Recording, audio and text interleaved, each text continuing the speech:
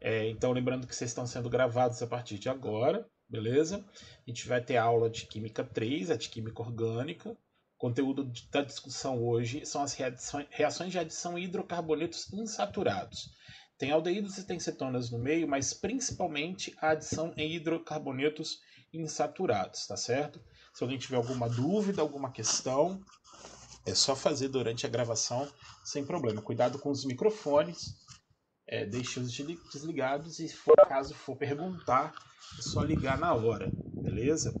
Então, eu acredito que nesse momento, quando eu falo assim para vocês de reação de adição, né, vocês já conseguem visualizar pelo menos uma questão estrutural, não é isso? E quando eu falo adição em hidrocarbonetos insaturados, também isso já vem na mente de muitos, não é isso? De forma geral, né, a gente tem o seguinte, né, a reação de adição ela ocorre em hidrocarbonetos nos compostos que tem uma insaturação, que tem uma dupla ligação, que tem uma tripla ligação.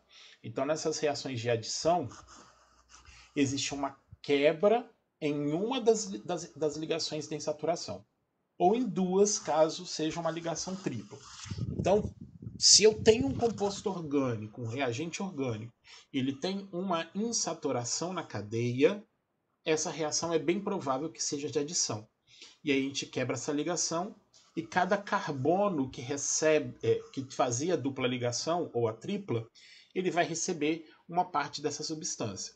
Então a questão que está sendo mostrada aí de forma genérica, eu tenho uma substância AB, correto? Aí eu quebro uma das ligações da insaturação e cada carbono da dupla, um carbono recebe a espécie A e outro carbono recebe a espécie B, tá certo? Então esse é o básico que a gente precisa saber para prever uma reação de adição.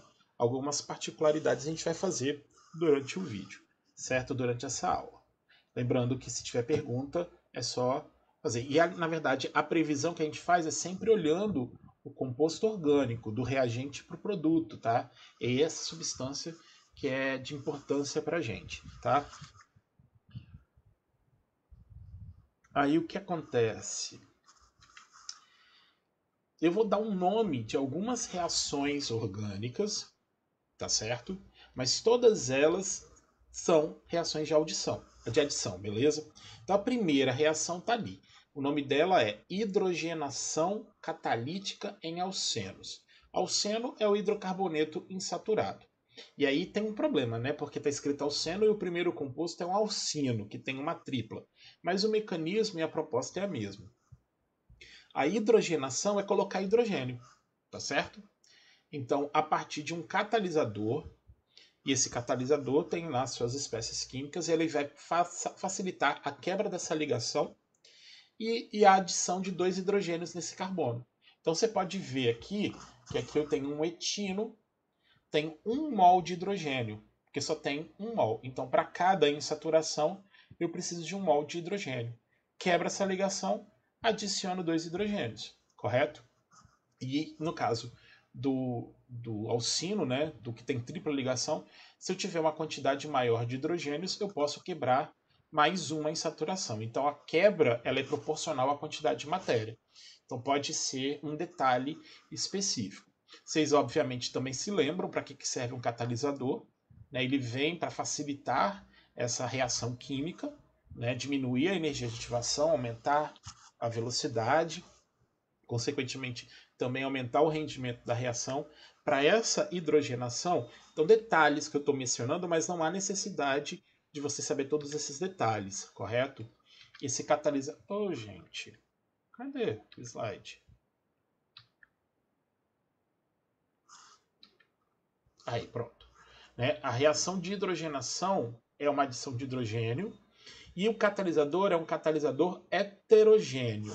Catalisador heterogêneo também está claro para vocês, não é? O que é um catalisador heterogêneo?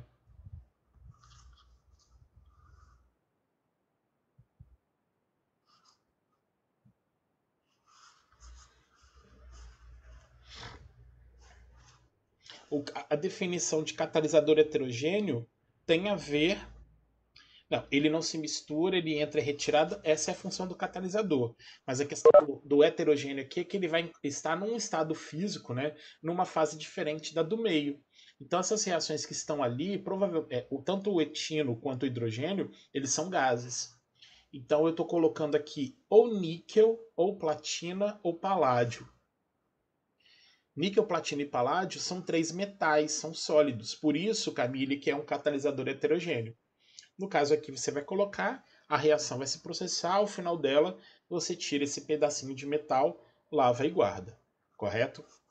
Tem um nome essa reação, chamada reação de Sabatier-Sanders. Não é necessário também saber esses detalhes quanto ao nome, o tipo, mas se eu vou botar hidrogênio, eu coloco ali, quebro a ligação e coloco um hidrogênio em cada carbono. Não vai fazer diferença qual hidrogênio entra em qual carbono, tá certo? Porque são duas estruturas idênticas que estão sendo adicionadas. O nosso problema será mais para frente quando eu colocar alguma coisa diferente, tá certo? Ó, agora eu vou fazer uma halogenação em alcenos. De novo eu estou falando alceno, mas eu posso começar com a regra com os alcinos, com aqueles compostos que têm ligação tripla. Então aqui eu estou colocando cloro. Aqui não apareceu nenhum meio reacional, correto? Se tem catalisador, se tem ácido, se tem uma temperatura elevada, mas é tudo gás, tá certo? Então eu quebro uma das ligações e adiciono um cloro em cada um. Agora vamos a um detalhe bonitinho para a gente mencionar que é importante. Tá vendo? Às vezes ele pode trazer uma reação orgânica e perguntar outra coisa. Que isômero é esse? Que forma é essa molecular que está desenhada aí? É um isômero. Isto, Samuel. Forma trans. Por que não aparece a forma cis? Você se lembra?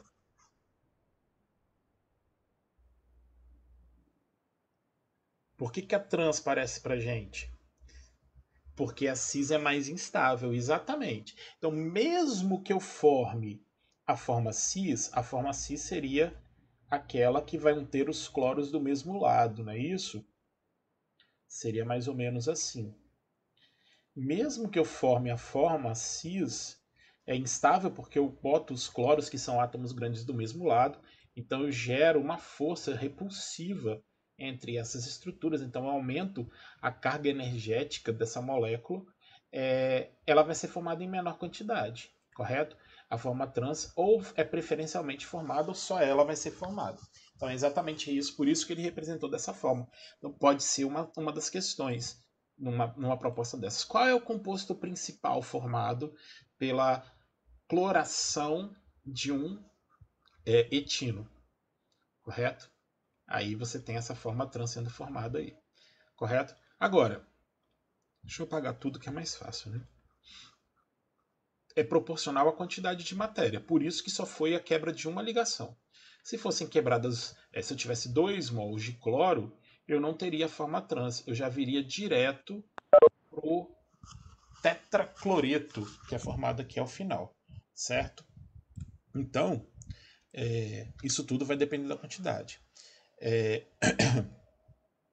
Então, essa reação aqui, olha, porque o halogênio, né, aí tem essa explicação toda que falando aí, é muito mais fácil os cloros se deixarem essas ligações e se ligarem ao anel. Isso aqui é fonte de elétron, porque tem bastante elétron aqui. Eu tenho 3 pares eletrônicos. Então isso aqui tem carga negativa, então facilita aquela quebra de ligação que a gente falou no começo. Né? Os cloros aqui eles são instáveis porque eles estão com NOx 0 e o cloro quer ter NOx menos 1, que é o natural dele, correto? Mas isso é apenas para justificar. A questão aqui é visualizar e eu estou abordando alguns aspectos. Vou seguir, tá? Agora começa o porém. Agora eu tenho uma hidrohalogenação.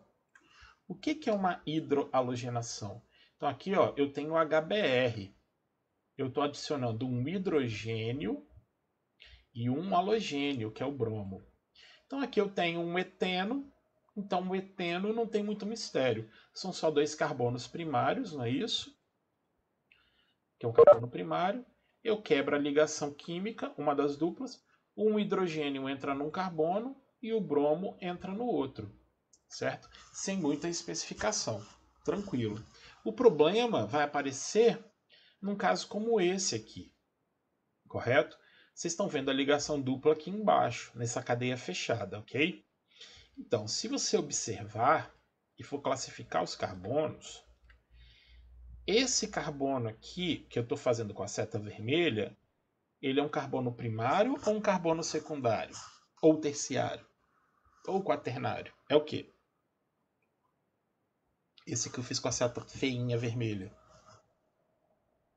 Esse que eu estou apontando aqui é terciário, Samuel? Tem certeza? Terciário não é esse aqui de cima, não?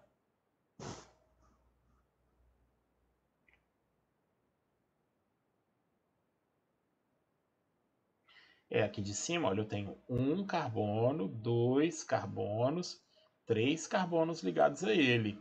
Não, o hidrogênio não conta. Carbono, para ser terciário, ele tem que estar ligado a outros três carbonos. Certo? Esse aqui de baixo. Ei, olha o chup-chup, tá passando na rua. Então, aqui, ó, nesse carbono aqui, esse carbono tá ligado a dois carbonos somente. Então, esse aqui é secundário e esse aqui é terciário. Certo? Maravilha. Agora, se eu mostrar a reação completa para vocês, que é essa que está esquematizada aí, vocês conseguem ver aonde em qual carbono o hidrogênio entra e em qual carbono o bromo entra?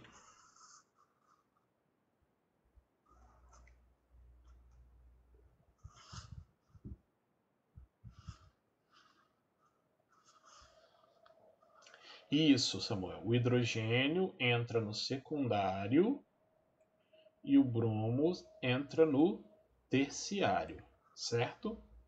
E ele diz que, se for o contrário, eu não formo a substância, certo? Todo mundo conseguiu enxergar isso daí? Ou não? É por causa do número atômico? Não, vou falar agora. Por causa do quê? Tá certo? Eu vou dar a explicação que é o macete, mas tem uma explicação mais concisa na sequência. Por que, que o hidrogênio entra no carbono secundário e o Br entra no terciário, né? Ali naquela dupla ligação que foi quebrada? Devido à regra de Markov-Nikov. Eu gosto dessa palavra, desse nome. Falar. Markov-Nikov. Dá uma massagenzinha assim na goela. Ó, Markov-Nikov. Não é isso? Qual é a regra de Markov-Nikov? A regra de Markov-Nikov diz que o hidrogênio, quando eu faço uma adição, correto?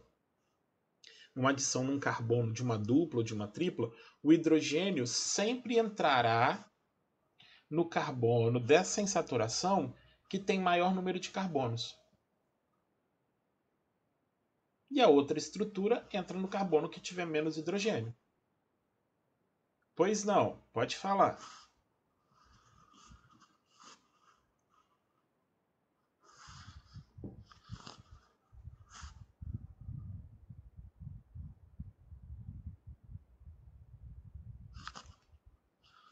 Então não falaram. Beleza. Então olha só o exemplo que a gente tem aqui. Esse composto aqui tem 3 carbonos. E aí a insaturação está entre um carbono que é primário e um carbono que é secundário, certo? Então, e aqui ele está mostrando que ele quer adicionar o HI. Então, deixa eu apagar aqui e parar de falar então, né? Portanto, eu tenho o H ligado ao I. Ops, né? Então eu quebro a ligação e o hidrogênio tem que se ligar no carbono primário. E o iodo no carbono secundário. Professor, mas a figura que você está mostrando aí para gente está mostrando que também acontece o contrário. Sim ou não? Vocês estão vendo? Que acontece o hidrogênio entrando no carbono secundário e o iodo no carbono primário? Ah, se bem que aqui ele está mostrando o etano, o alceno. Na verdade, de forma para fechar mesmo, para não ficar confundindo, foi o botão aí de chamada que tira minha concentração. Beleza? Em maior quantidade, tá? É aquele que o hidrogênio entra no carbono que tem mais hidrogênio. Então você sempre vai olhar isso. Agora, se os carbonos tiverem a mesma quantidade de hidrogênios, não faz diferença. Beleza? Então, se for hidrogênio com hidrogênio, qualquer lugar funciona. Se for cloro com cloro, bromo com bromo, iodo com iodo, também não faz diferença. Agora, se eu tenho átomos diferentes para adicionar, se esse composto tiver hidrogênio, o hidrogênio vai entrar no carbono que tem mais hidrogênio. Deixa eu voltar ao slide anterior que eu acho que fica melhor. Ó, deixa eu apagar tudo. Olha aqui. Cadê a caneta? Isso. Então, esse carbono aqui da dupla tem um hidrogênio. Esse carbono da dupla não tem nenhum. Então, o hidrogênio, via de regra Markov-Nikov, tem que ser adicionado no carbono que já tem mais hidrogênio. E o bromo no composto que tem menos hidrogênio. Só isso.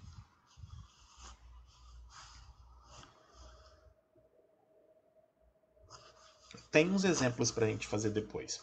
Mas tem um porquê, existe uma explicação, tá certo? Eu não vou falar dessa explicação agora, porque eu acho que confunde um pouco mais a cabeça de vocês. Ela está no slide, eu vou passar os slides rapidinho e depois, com mais tempo, aí depois a gente discute um pouco melhor isso daqui. Mas tem a ver com o tal de um carbocátion, que é uma substância intermediária. E aí tem a ver com estabilidade desse carbocátion, que essa é a explicação correta. E isso também é explicado, e desculpa, já foi até questionado em prova de Enem, tá certo? Mas se você entender a regra de Markov-Nikov, fica fácil, porque você está aplicando e desenvolvendo o carbocátion que é mais estável. Então, eu vou passar uns slides aqui. 1, 2, 3. Pronto. Aqui, ó. Olha aqui, Camille, que eu acho que fica mais fácil para você entender depois. Hidratação. Então eu vou colocar água. Para a hidratação acontecer, eu tenho um meio ácido, beleza? Então, ó, eu tenho hidrogênio e hidroxila. Se você observar a dupla ligação, então se é uma dupla, é uma adição, eu vou quebrar uma das ligações da dupla. Olha, esse carbono tem dois hidrogênios. Esse carbono da dupla só tem um. Então o hidrogênio entra no carbono que tem mais hidrogênio e a hidroxila entra, se liga ao carbono que tem menos hidrogênio. Só isso.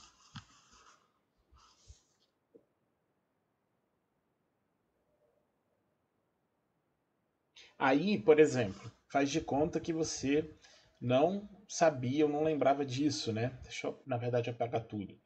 Aí a questão é assim, qual o nome... Isso era o que perguntava antigamente. Assim, não aparecia isso daqui. As questões de vestibular eram assim.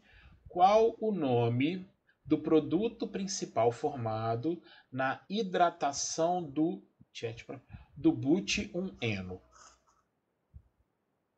Aparecia escrito assim, qual o nome do produto, o produto principal da hidratação do but-1-eno?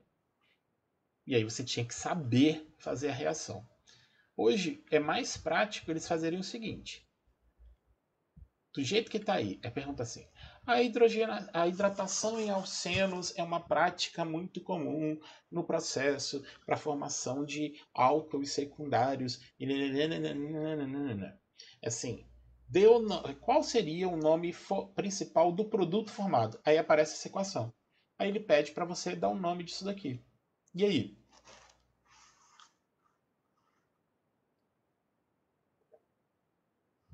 Isso é uma questão fácil. Qual é o nome desse produto?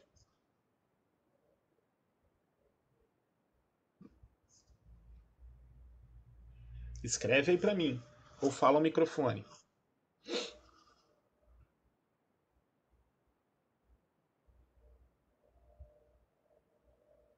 Butano?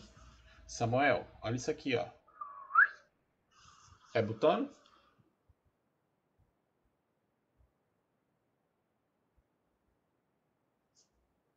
Butanol. Tem um detalhe. Em qual carbono está essa hidroxila? Então, qual é o nome desse composto?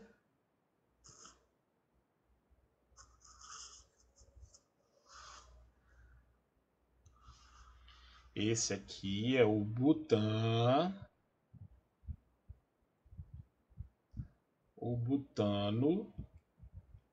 2-ol. Sem problema. Não eu que parei de falar, tá bom?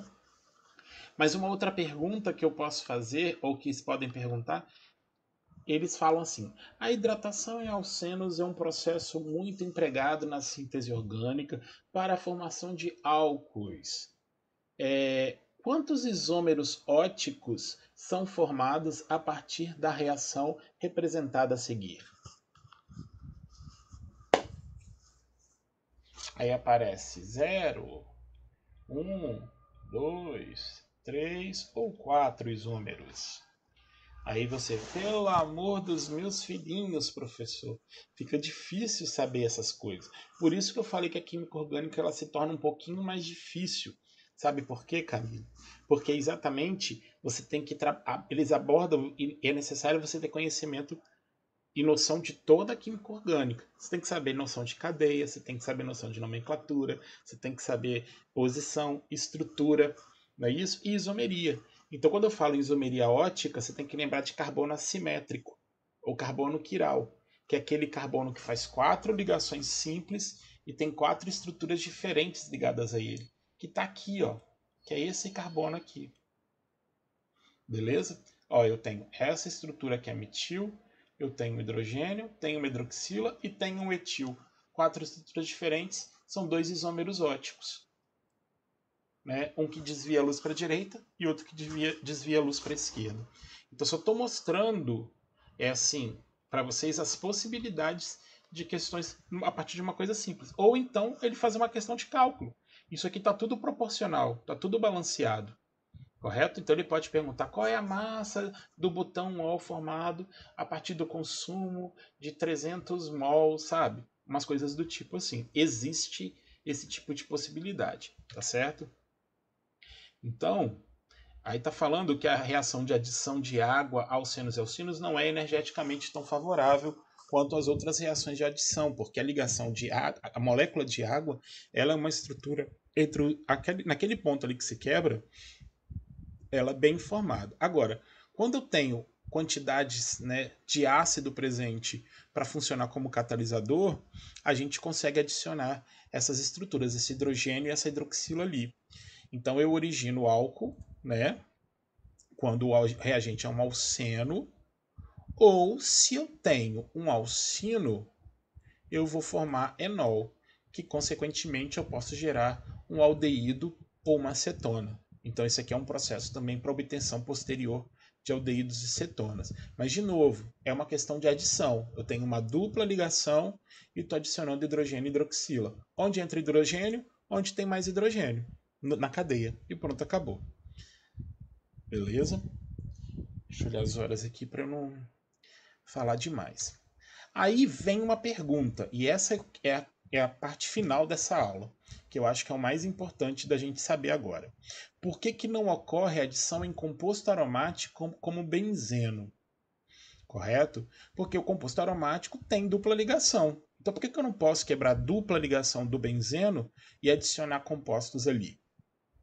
Quem assistiu a aula e prestou atenção na semana passada, o benzeno ele sofre substituição igual ao alcano. O alcano não tem saturação nenhuma, é uma cadeia altamente, vamos dizer assim, estabilizada, a não ser que a reação seja muito energética. Desculpa, eu não entendi essa última. Ela não é a melhor ligação, mas ela é favorável em certas situações. Eu agora, quem não entendeu fui eu. Eu não entendi. A número 4. Não, porque eu tô falando o seguinte, ó. Quer ver? Deixa eu voltar, Samuel. Ó, o primeiro composto, eu tenho gás hidrogênio, eu tenho um gás. Se eu coloco lá os catalisadores, a reação vai acontecer, correto? Então é mais fácil. Se uma reação acontece, ela é energeticamente favorável no quesito assim, ela acontece facilmente. É da natureza, certo? A segunda reação, eu falei que o cloro é tão reativo que você não precisa fazer nada. Ele ocorre a temperatura ambiente. A terceira, inclusive, no mesmo critério, nem apresenta catalisador nenhum. Eu vou conseguir. A dupla ligação é o combustível para eu quebrar a ligação e fazer as adições. Agora, para a água, não. Por quê? O que eu estava dizendo, deixa eu passar esses slides, deixa eu apagar esse rabisco que fica mais fácil. A ligação entre o hidrogênio e a água, desculpa, entre o hidrogênio e a hidroxila que formam a água, são ligações muito estáveis. Inclusive, na aula na sequência, eu vou falar um pouquinho disso. Você vai entender até melhor um pouco. Então, o que acontece? É muito difícil quebrar essas ligações simplesmente devido à presença dos pares eletrônicos aqui da dupla ligação. Porém, é o que ele está dizendo é que se eu tiver uma grande quantidade de hidrogênio, né, de cátion, um meio ácido, vamos botar assim, eu facilito a quebra dessa ligação e a reação se processar. É somente isso. É apenas uma informação, correto? Não há necessidade de vocês se aprofundarem dentro desses mecanismos todos. Lembra que eu falei, eu só estou citando algumas reações. Então fica fácil. Até se você errar, você vai errar bem próximo da resposta. É isso que eu estou a que eu estou me referindo. Deixa eu voltar para o benzeno. E por que não ocorre adição no aromático como benzeno, já que ele tem 3 duplas ligações? Porque no benzeno ocorre um fenômeno chamado fenômeno de ressonância. Ressonância. Ali está errado. Está ressonânica. Tá? É ressonância.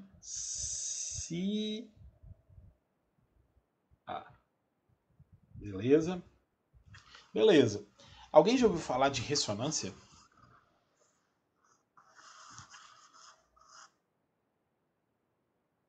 Talvez tenha ouvido falar. Ah, já? Em física, não é? Não é não?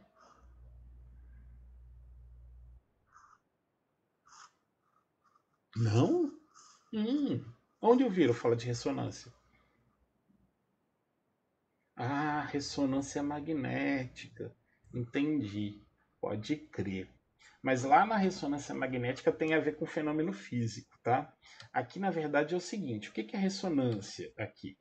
Então, Linus Pauling, tá? Entre ali as décadas, no finalzinho da década de 20, né? E dos anos 30, ele colocou o seguinte, exatamente o que está escrito ali na tela de vocês. Sempre que em uma fórmula estrutural nós pudermos mudar a posição dos elétrons sem mudar a posição de átomos, a estrutura real não será nenhuma das estruturas obtidas, mas sim um híbrido de ressonância daquelas estruturas. Eu sei que híbrido vocês sabem o que significa, né? Vocês ouviram muito falar em híbrido na genética, e o híbrido significa mistura, não é isso? Estou mentindo? Não, né?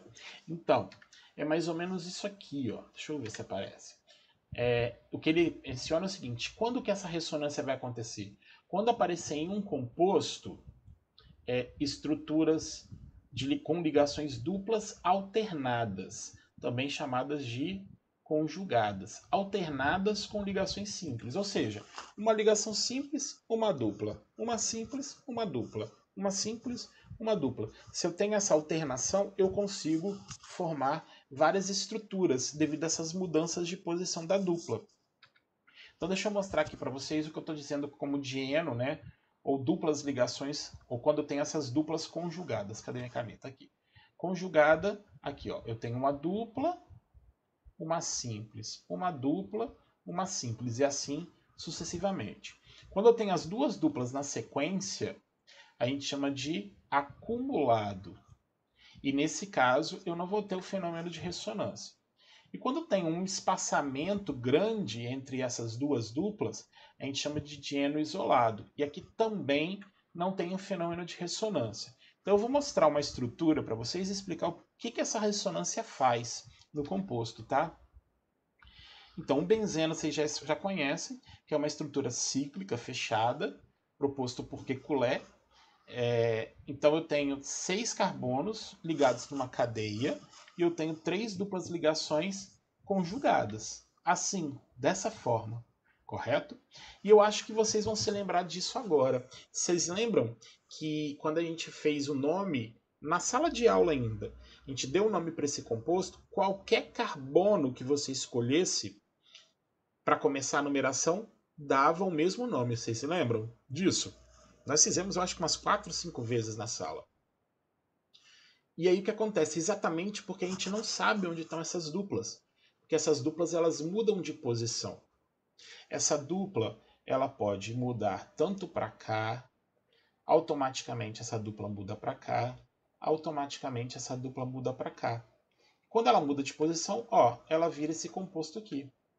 Se essa dupla muda para cá, se essa dupla muda para cá, se essa dupla muda para cá, esse composto vira esse aqui do lado.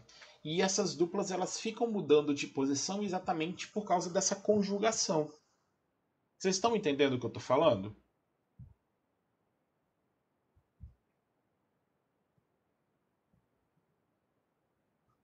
Sim ou não?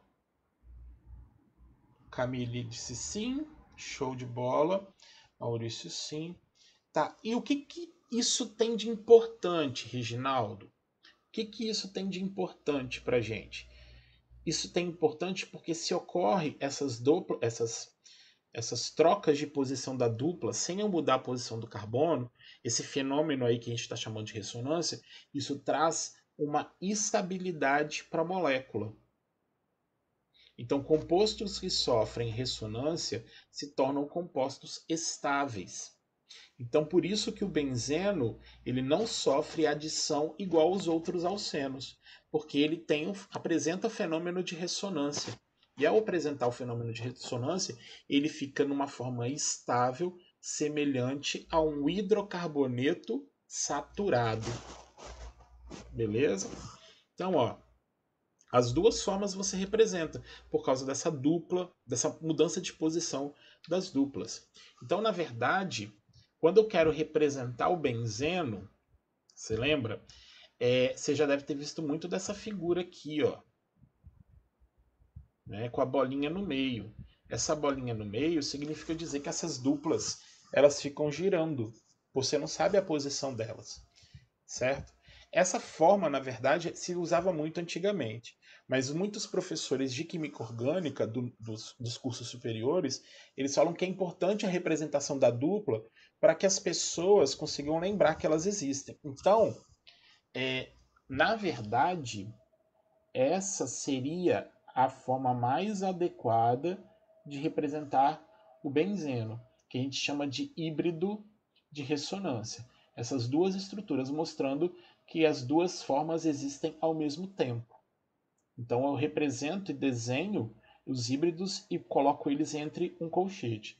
Isso mostra para a gente que existe o fenômeno e que esse composto ele é estável. Mas por enquanto, para o ensino médio, não há necessidade. Se você desenhar essa forma para mim ou desenhar essa forma para mim, tá beleza. Está me mostrando um instante ou a posição onde essas três duplas estão. Mas não tem muito mistério assim, não. Compreenderam até então?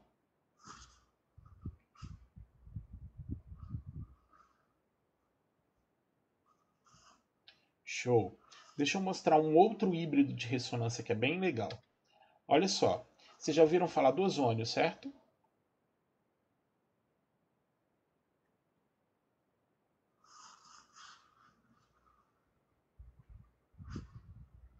Então, vocês já ouviram falar do ozônio, o ozônio é o oxigênio fazendo uma tripla ligação. Só que o que é tripla ligação, perdão, ligado, não, são 3 oxigênios ligados. Então, dessa forma aqui, ele faz uma ligação dupla, cadê minha caneta isso? Uma ligação dupla covalente e covalente simples e uma chamada coordenada. E há uma ressonância, uma troca de posição. Essa dupla troca para cá, depois ela troca para cá. E a gente tem uma diferença do tamanho das ligações. A dupla ligação costuma ser mais curta. Então, quando eu observo na prática um equipamento que consegue medir, a gente não vê diferença. A gente vê o tamanho das ligações idênticos, exatamente o que comprovaria que essa dupla ligação ela fica mudando de posição entre os átomos de oxigênio. Só para registrar, tá certo? Então, é um fenômeno chamado de deslocalização dos elétrons. Eles ficam mudando de posição para chegar numa resposta. Eu queria mostrar um outro. Cadê? Não tenho. Eu tirei. E aí, só para fechar essa aula, e a gente vai voltar a discutir, eu quero mostrar... Na verdade, deixa eu terminar a gravação.